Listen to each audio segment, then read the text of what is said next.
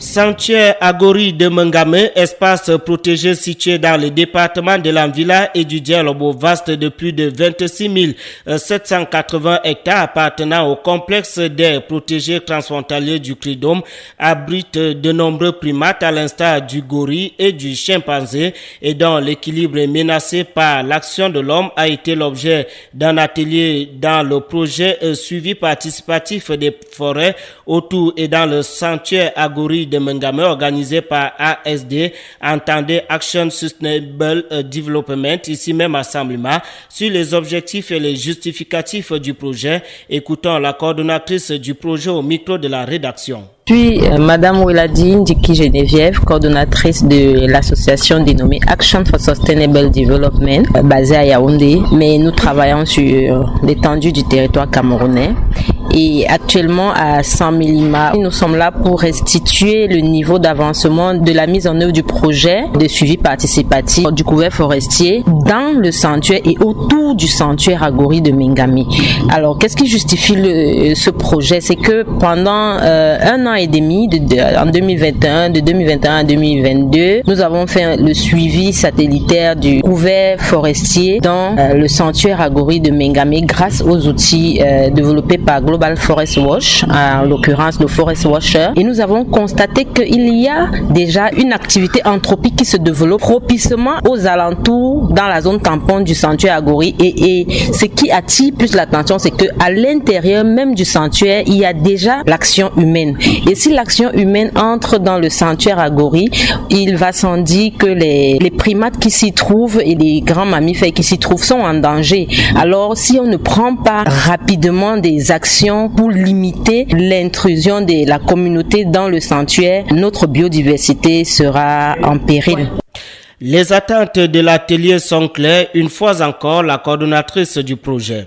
Nous attendons au thème de cet atelier que le message passe parce que c'est pour l'instant on continue la sensibilisation parce que on a constaté au début du projet même que les gens ne savaient même pas que l'action qu'ils étaient en train de mener avait un impact négatif sur le sanctuaire. Donc on s'attend à ce que après un certain nombre d'années, surtout à la fin du projet, que la pression baisse dans le sanctuaire Agori de Mengamé et que la limitation de la fragmentation, parce qu'il s'agit de l'habitat des gorilles et des mammifères. Donc que cette action baisse d'au moins 5% dans le sanctuaire Agori de Mengamé. Bonjour. Vous êtes un participant de cet atelier. En tant que participant, qu'est-ce que vous attendez de cet atelier? Je suis Elie Blaise Bamboundem. Je suis directeur exécutif du Centre africain pour le développement durable et l'environnement. Nous opérons dans la région du Sud, plus précisément dans les départements de l'Anvila et la vallée du Ndem.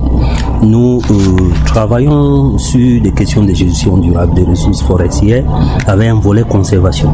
Et pour ce qui est de la conservation, nous sommes membres du comité de surveillance du sanctuaire Agori de Mengamé, dont il était de bon ton qu'on soit là pour comprendre en tant qu'acteur le niveau de mise en œuvre de ce projet et voir comment est-ce que on peut en tant qu'organisation se déployer pour protéger les primates dans et autour du sanctuaire Agori de Mengamé.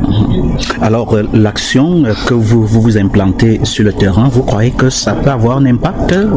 Oui, l'impact il est même déjà là, c'est d'autant plus que nous travaillons sur des questions d'observation indépendante externe, déjà proche de Mengamé. On s'est dit qu'avec la surveillance du couvert forestier, ça va aider à protéger ces primates-là dans leur habitat.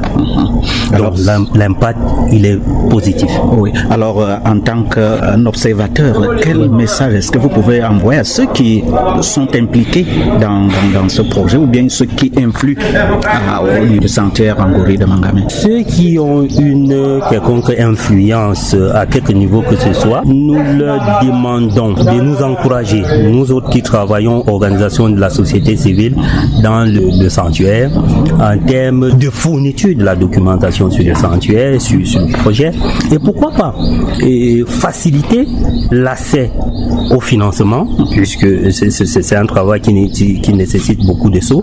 Les décideurs, les partenaires techniques et financiers peuvent nous aider, peuvent nous accompagner à mieux faire nos travaux. C'est celui de la surveillance communautaire du sanctuaire Agori de Mengamé. Bien, Radio Zen vous remercie. Je vous remercie.